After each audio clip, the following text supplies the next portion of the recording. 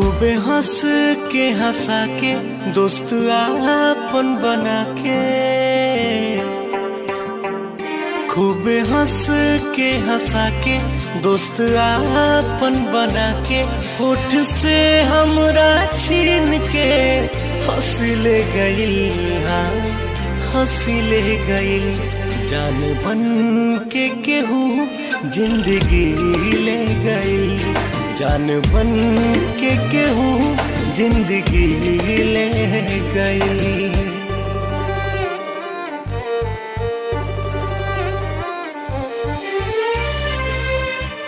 चेहरा पे मायूसी अच्छा नहीं खिलागत।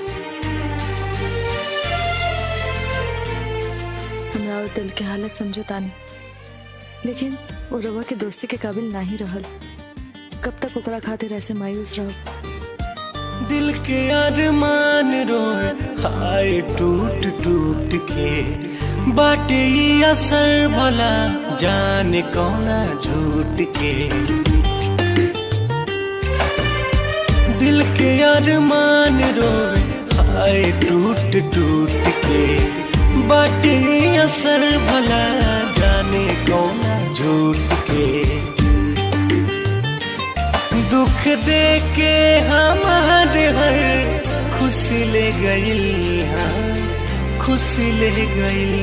जान बन के केहू जिंदगी ले गइल, जान बन के केहू जिंदगी ले गइल।